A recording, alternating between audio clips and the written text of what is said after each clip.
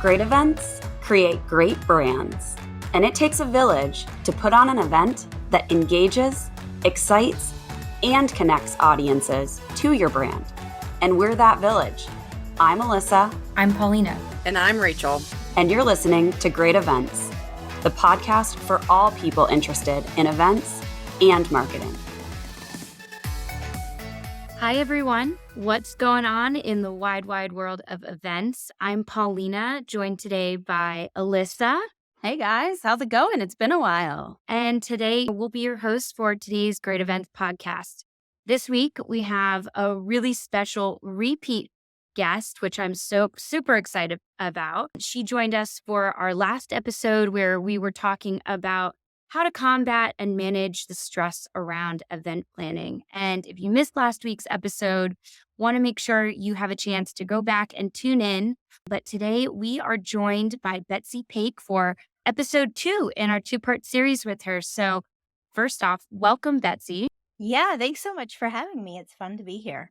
And as we were thinking about today's episode and what we wanted to talk about as a follow-up to our last one, I just started thinking about the timeliness of the year and where we are.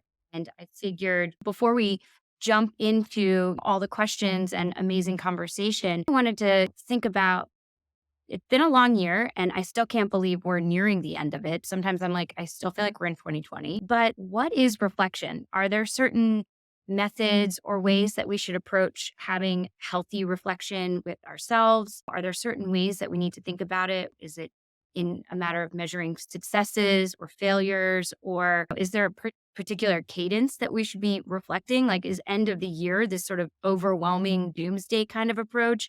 And so I just figured, let's make this a 2-part conversation where we're talking about reflection and then weave in or make our way towards the conversation around goal setting. Because Betsy, I know that you have some really interesting ways to approach goal setting that are, quite frankly, alternative and could be really interesting and impactful for some of our listeners today. So hope I set the stage okay there. I know I'm super long-winded, but yeah, let's talk about reflection. And do you have any sort of best practices in terms of the timeliness in which we should reflect on successes, failures, mediocrities, what have you? I'm a big fan of New Year's, new beginnings, Monday mornings, like all of that stuff. But I think one of the really unique things about New Year's is that we tend to look long term, right? We look over the whole entire year. And I think it gives us an opportunity to look back and say, what was really great? And I'm a fan of celebrating. Every time I get on the phone with my team, I'm always like, everyone tell me a little something that you're celebrating. What's been going good? Because we really can train our brains to start looking for good. Our brains are designed to look for bad so that we stay alive, quite frankly, right? It is scanning constantly for things we might have to be aware of. And I think in our world of technology and social media and having this instant access, that can really be amplified. So I think looking at successes can be a huge advantage as you move into the next year. So set yourself up and say, what did I learn? The things that went bad, right? That you would classify as bad, I'm using air quotes. What are those things and what can I learn from those? Because then I'm making it a win. And then what went really great? Because lots of times those things get overlooked. One of the practices that I have throughout the week is on like a Thursday or a Friday night, typically, my husband and I will say, what are we celebrating? And we'll just talk about the good things that have happened during the week because we tend to overlook those or we discount ourselves. So I think building this muscle at the end of the year is a great time to reflect and say, what went great? And if something went wrong, what did I learn? Because that makes it great. Betsy, I was going to say, as event professional, do you think that we're highly critical of ourselves? I don't necessarily put myself in that category. I've always defined myself as a marketer. And I think that marketers are used to that whole like SWOT analysis, right? And you always have the strengths and the weaknesses, the opportunity, like you go through the whole 360-degree viewpoint and you always do have some good stuff at the end of it. But I do think that there's a hypercritical aspect of event professionals where they always are looking at the bad stuff for improvement. So I'm curious if you find that this is unique in this space. And I think that's part of what makes them great, right? Because if you're not detail oriented, if you're not noticing the places that you can improve, then you're probably not as great as your job, right? As you could be. So I think that is a unique thing with people in these like detail oriented positions that can then start to sort of snowball into showing you a lot of places that you need to improve or a lot of things that went wrong. The truth is that getting through an event is an accomplishment in itself, right? Finding the things that you can learn. And I'm sure that the listeners do a debrief, but include in that debrief the things that went right. How can I even expand on those? So I think you're right. I think it's a detail oriented position. We tend to focus on those ways that we can improve, but just don't forget the celebrations too. Yeah, the big picture stuff. I know we've talked about this. Sorry, Pauline, I don't want to cut you off. I know we've talked about this in the past as some of our favorite moments from events. And I think one that Paulina, myself, and Rachel, our fellow host, have talked about is the champagne toast that we do at the end of our annual conference event Connect. And it is our executives who talk about all of the successes that happened. And it's right after the agony and the ecstasy of an event, right? Everybody's so tired and so fatigued at the end and probably very critical. They have the punch list of things that we need to improve for the following year, which is rightfully like it takes stock, but it's nice to cap with a reflection of positivity, I think. And coming from a third party is often really helpful to put you in that kind of positive mindset going into, oh, some things really did go well. And maybe we didn't see them. And so seeking out that validation is sometimes helpful in the event space too. Yeah, and I think sometimes with event planners, that can go overlooked, right? As a speaker showing up at events, after I'm done speaking, people come up all the time. They want to meet me or talk to me or tell me something or email me something. And I have to pause and say, where can I improve? Because I'm getting all this feedback. But I think on the other side with event planners, that many times they're in the background, right? And so really making a point of doing that and doing that scanning for that. And so I think that's so great that you guys actually take a moment to celebrate because it's overlooked in that whole space. It's a good point because it does happen every marquee event. There is this sort of opportunity for us to hear that positive feedback, those positive reflections. So it's interesting because I completely associate the annualization of reflecting on the year. And so I don't even realize these moments of impact of reflection that actually are very much a part of that annualized view. So it's almost like we need to take note, we need to take credit and validate those moments because I feel like they sometimes get mashed together in the annualized view. And so that's just a really great call out that, be specific with these opportunities of impact because they should be those moments that stand out. It's almost like you need to call them that in those moments as opposed to, because we're so used to the annual resolutions and the annual reflection. Right. I'm even thinking back to our president is usually the one who gives that speech. And he's like, I'd like to take a moment to reflect on the last 4 days. And it like gives you that space to Yeah. say, we're going to talk about all the good stuff that just happened. And it fuels the next event experience. And you can learn from the good stuff just as much as you can learn from the hard stuff. Yeah. Yeah. One of the things I've been doing this past year is good things at the end of the week. I write them in my calendar. So, like, if I finished a book or I went out with my girlfriends, or do you know what I mean? Like any kind of little thing that was fun and meaningful to me. And so then over the Thanksgiving weekend, I was just looking through and compiling this list. And I was like, there has been so many good things that I would have forgotten. So even like jotting those things down as you go along, what's working, because you'll forget, you really will. Yeah, I love that. I have an interesting question. So it's a lot easier to write down the things that are going well, that you're grateful for, that you're happy with or proud of.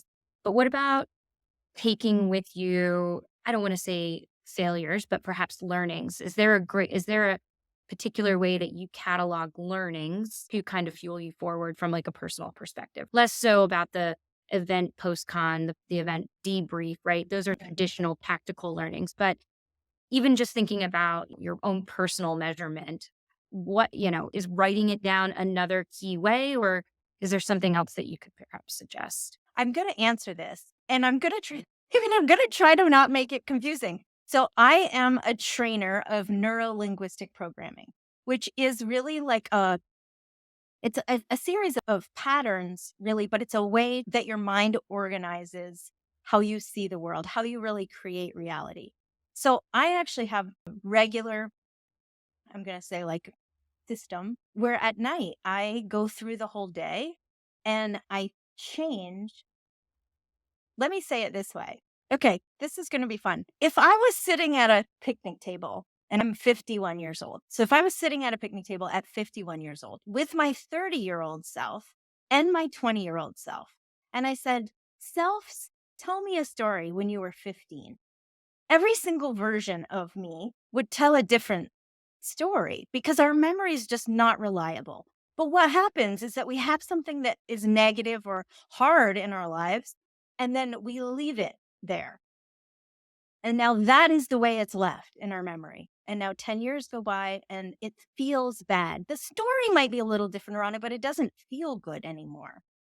So my take on it is that every day I want to clean up what I call my timeline. So I clean up my day and I look at all the things where I go, oh my God, that was cringy, or whatever it was that didn't work out the way I wanted, or I really wanted to do that thing and I didn't get to do that thing, or whatever it is. And I shift my memory of it. I basically ask myself, if I were 20 years older looking at this, what would I think I had learned?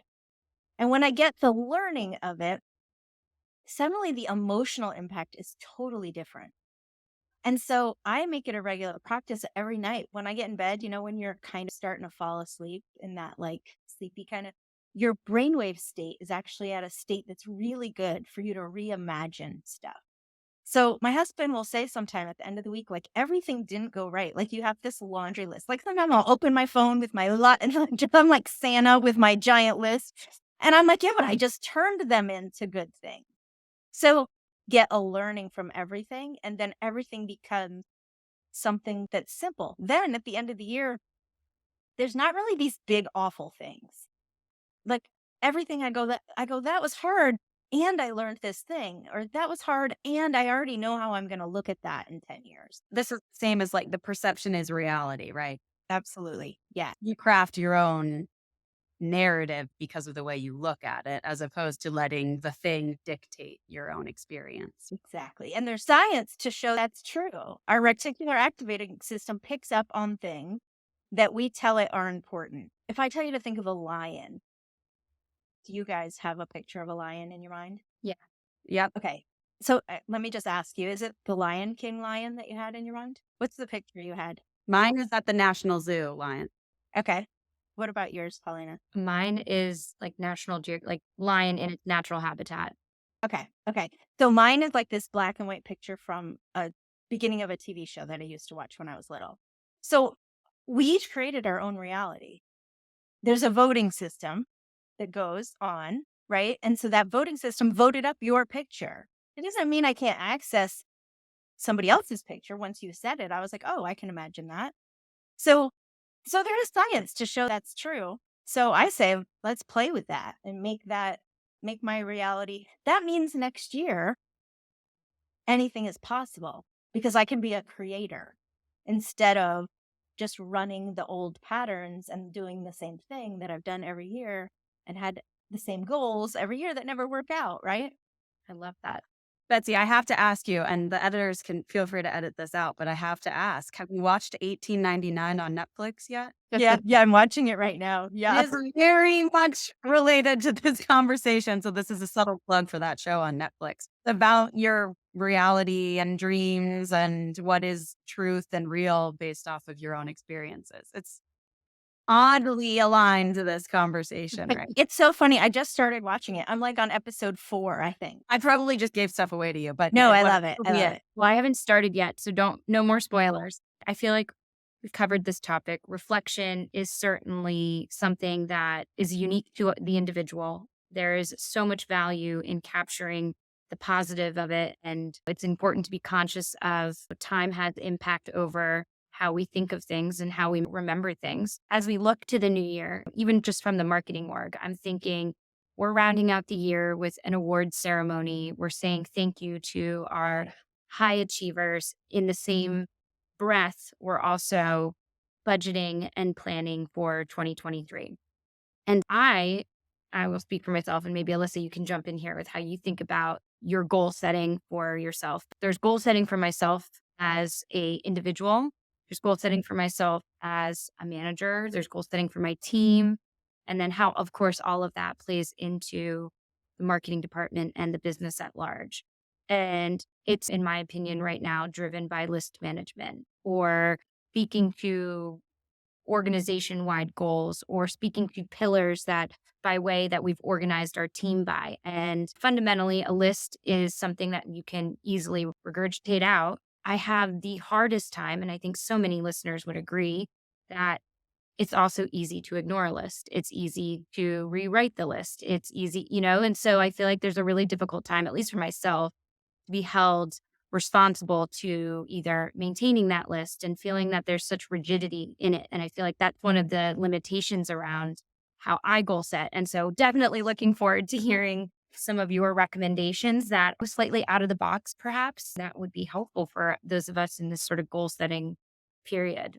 Yeah. Yeah. You think that typical goal setting, and I'm thinking like New Year's resolution time. You've heard the statistics, right? By January 20th, most people have abandoned their New Year's resolution. Like, why is that? And the reason is because our brains are set up in a way that doesn't really encourage you to do these new things. Our brain really wants to keep us doing the same exact thing over and over again because it knows that's what's going to keep us alive, basically. And so I think it's helpful when we think about goals to think about the way our minds are actually set up. So I want to describe this and then I'll dive into kind of how to play around with this. So if you think of this like a ladder, at the bottom of the ladder is like your behavior, the things that you do. So I set a New Year's resolution, I'm going to lose 20 pounds, right? People have this same resolution every year for 15 years. 20 pounds I'm going to lose. So my behavior is that I'm going to food prep, right? I'm going to do this. And then their environment is the next rung on the ladder. And then they go, I'm going to join a gym or I'm going to get a treadmill and I'm going to put it right in my living room. And so I'm meal prepping and I'm joining a gym. Like I'm making these changes. And I'm not saying those things aren't good. Those things are great. The problem is that they're very conscious. Now, if I go to the next rung on the ladder, that's my potential. That's actually getting into the unconscious of what I think I'm capable of. You know how you have those goals where you're like, that I will never do that. That's just not going to happen. If somebody suggests something. I know I've had coaches before that have said, you should do that. And I'm like, oh, that will never happen. But I say, sure, because there's something inside my potential. And it could be my unconscious, all these unconscious things I get like from my parents or from my environment or even my socioeconomic status as a young person impacts this, right? So many things, my teachers, all these things impact my potential. Now, right above my potential on the ladder is my belief. So now these are beliefs many times can be conscious, but overwhelmingly they're unconscious. Okay. So right above my beliefs are my values. These are the things like I will fight you. So the pug is a superior dog. Like, I will fight you, right? So what you really believe, what you hold true, right? So right above that is my identity. But all of those things are unconscious. So I have my values, my beliefs, my values, and my identity at the top of this ladder. Now, anything above impacts what's below it. So whatever my values are, is going to impact my beliefs, it's going to impact my potential, it's going to impact my environment and my behavior.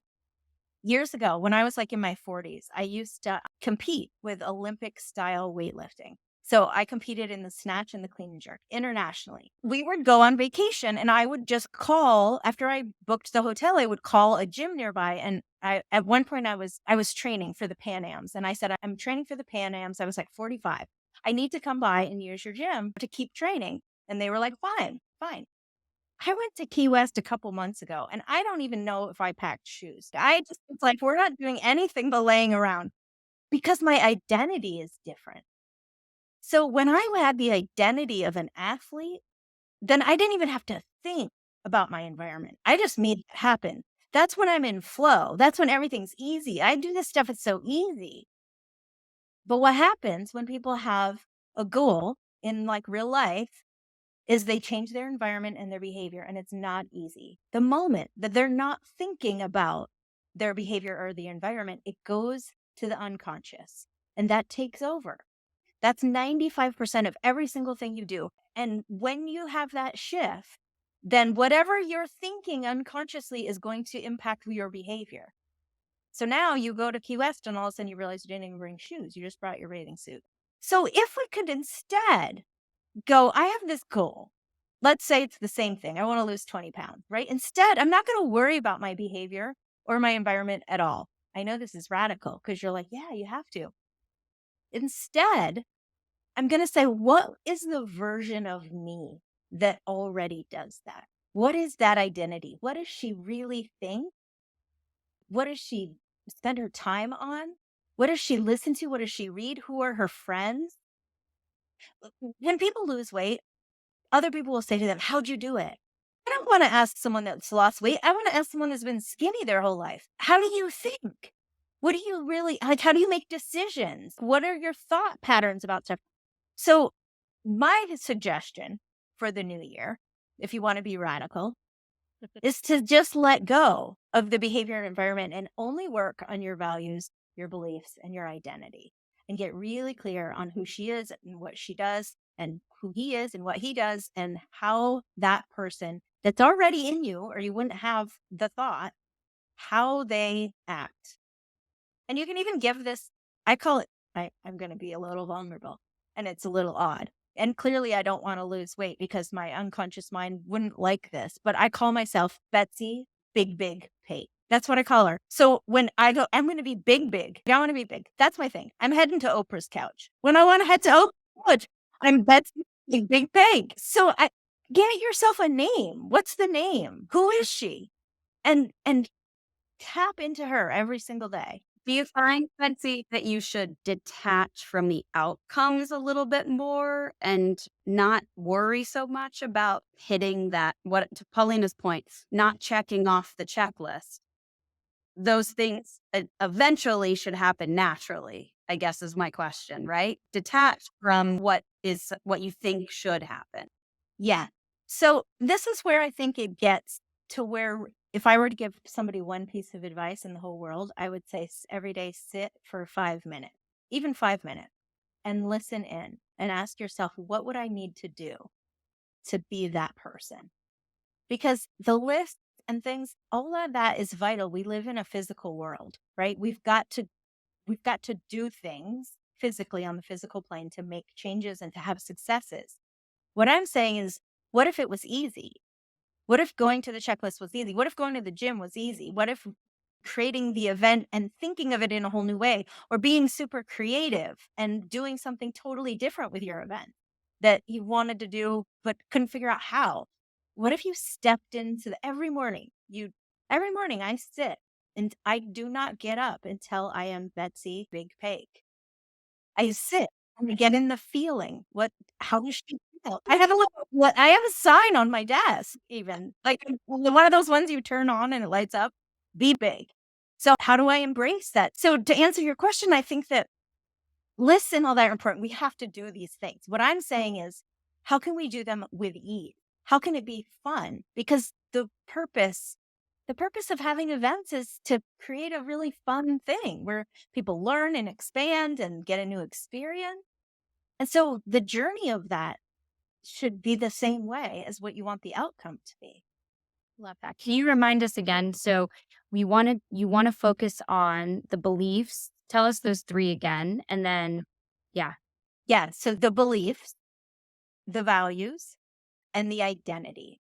I think the identity can feel easy because you could find other people that are doing it and say, what are they doing that's different than what I'm doing? You could study people. I do a lot of that. Beliefs, I think, can be really fun because you'll know it. The beliefs are going to be the things where you go, yeah, but this, yeah, but I have this happening, because that means that you think that so much that you think it's real. Remember we were talking earlier about the lion? What do you imagine when I say that? You're creating.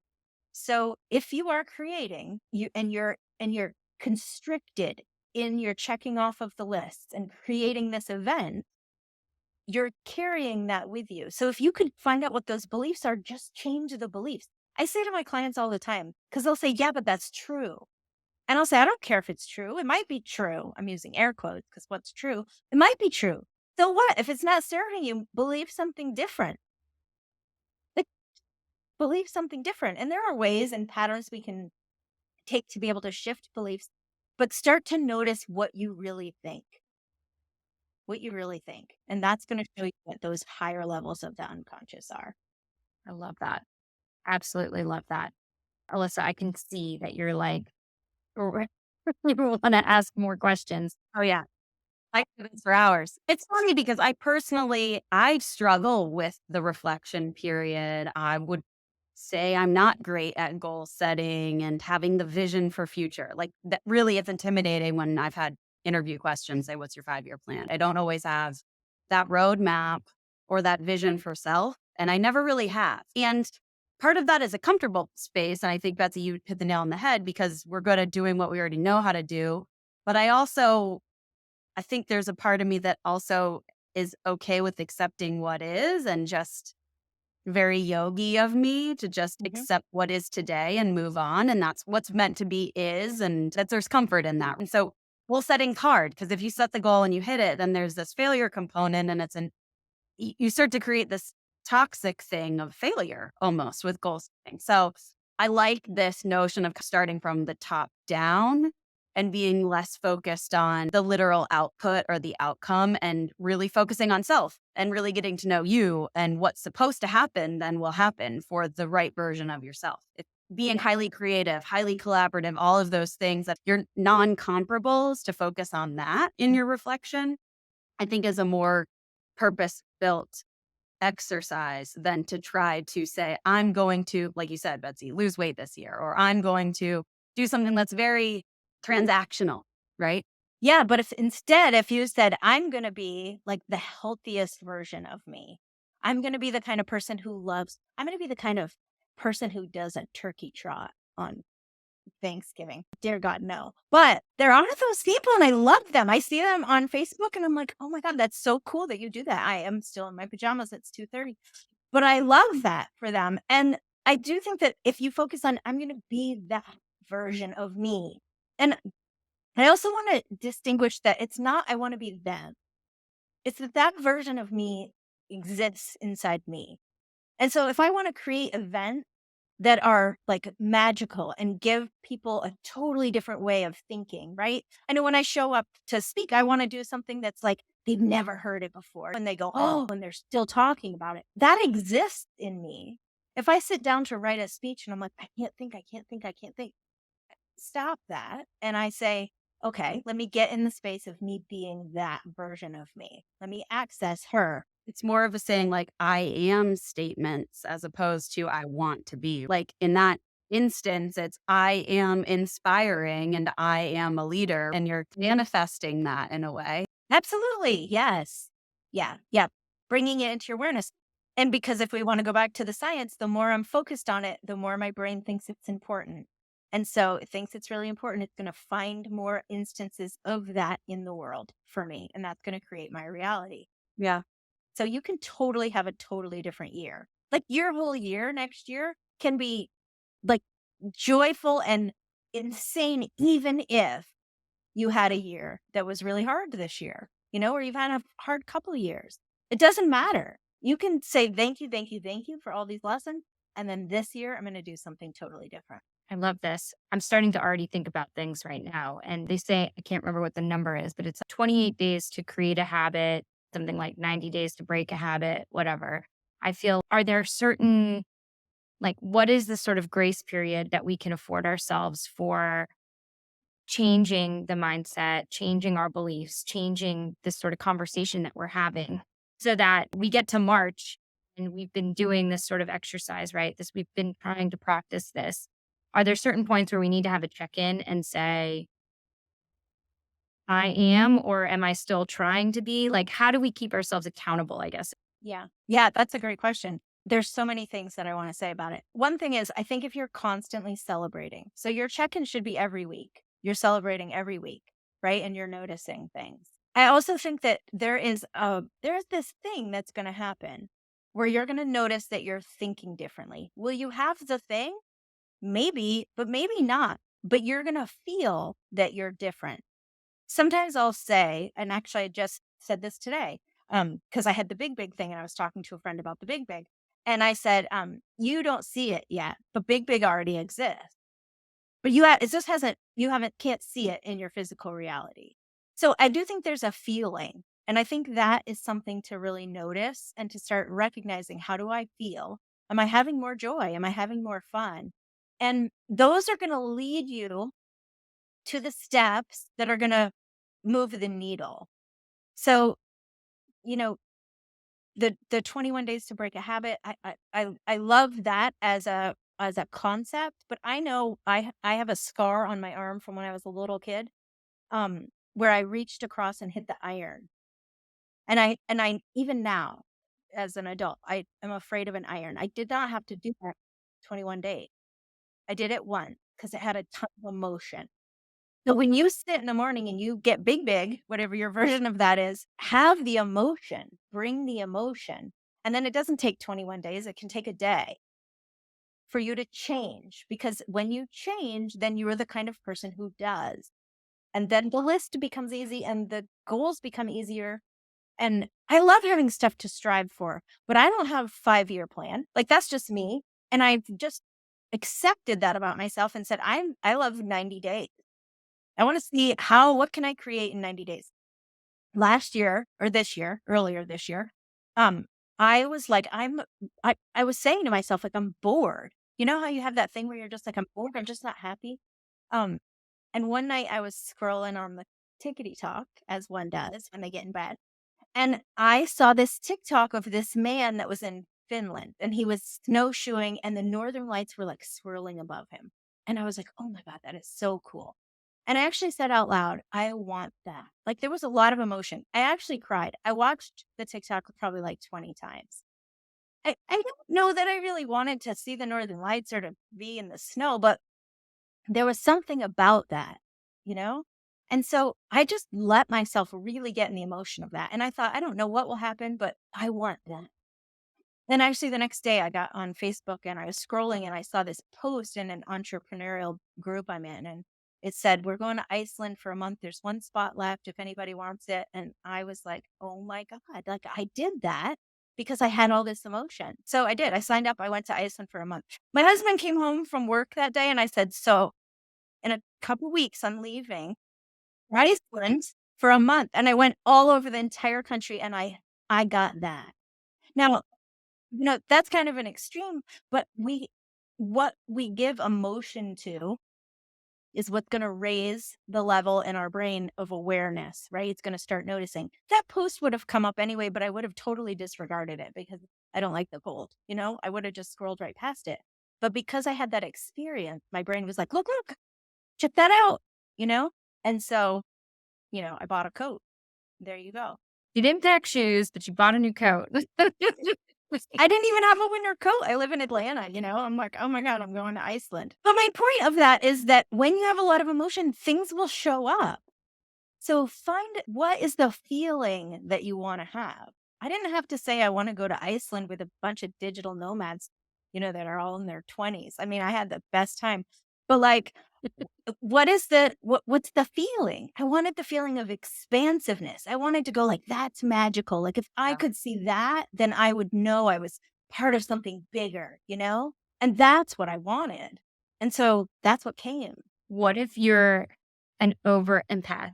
And so you find emotion in everything. I'm saying this maybe from personal experience, but I feel like, how do you decipher from it? Or you're just saying, you know what, just take the step and try it out. Because for me, I feel like I can attribute emotion to so many things, a Jeep commercial, to a TikTok, to a love letter, right? So to me, I feel like I can find it in everything. How do I scale it down to be impactful? What's the good feeling? Linger with the good feelings. Like I think it's the kind of thing, and I cry at the salt and pepper shaker commercial from Publix, those little pilgrims. You know what I'm talking about? So I totally get that. And I think that's okay. And linger on the good. Like if I see like the Olympics and somebody is like crossing the finish line and it is so like feel it. Like that's I mean, if I'm getting on the spiritual side, that's why we're here Yeah. to experience all these emotions. And that will bring more of that stuff to you. So if you're feeling a negative emotion as an empath, I would recognize that and acknowledge it and say, I have a lot of feeling. And I'm recognizing the contrast.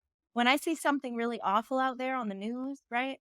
Mhm. It feels so bad because of the contrast in my regular life. And then I'm seeing the war in Ukraine, and that's so different from my life. So I'm noticing the difference in Mhm. that. And I just recognize that and say the best thing that I can do for the world, because if I can do something for Ukraine, that's great. But the best thing I can do for the world is to feel as good as I can. I love That's how I'm going to impact the world and raise the vibration of the world, right? If we want to use that term. Yeah. I love this because I feel like we seek inspiration, as I'm speaking as an event professional now, but we seek inspiration across so much.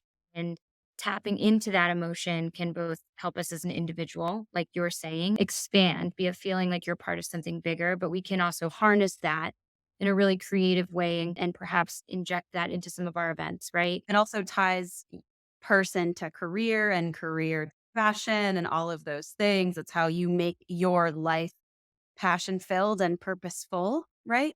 Wow, this has been cathartic. I am ready to go into the holiday reflection season, goal setting season, full storm. How about you, Alyssa? Yeah, I'm ready. This was great.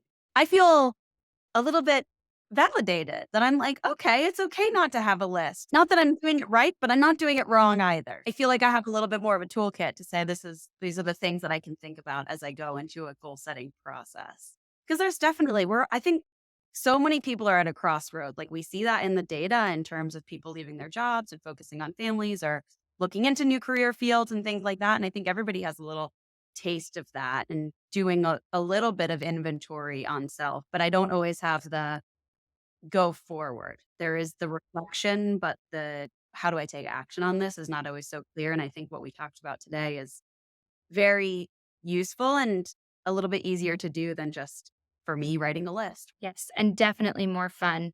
I think that's about time. Thank you so much, Betsy, for joining us today. Episode 2 with Betsy Pake. You've been a wonderful guest. I can't wait to have you back on a future episode. We have one episode left in this year's season, and it is with our very own Reggie Agarwal, Cvent founder and CEO. He will be on our next app, so stay tuned for that one. It is a can't miss as well. But yeah, listeners, we hope you enjoyed our chat today with Betsy, found some inspiration for your opportunities of reflection and goal setting as we move into the new year. Hopefully you learned some interesting ways to approach both. And yeah, we hope this inspires your event programs as well as your own professional and personal development. As always, we want to know what's going on with you. So send us a LinkedIn message, DM us on Instagram, or send us a note at greatevents@cvent.com, and we'll feature you on an upcoming episode. And if you want to get in touch with Betsy, we'll make sure to also include her information in this week's episode as well. Thanks so much for tuning in to our podcast, Great Events. Thanks for listening to this week's episode of Great Events, a podcast by Cvent. If you want more resources on how to make your events great, go to community.cvent.com. That's community.cvent.com. Or if you've got a question for us or just want to say hi, email us at greatevents@cvent.com.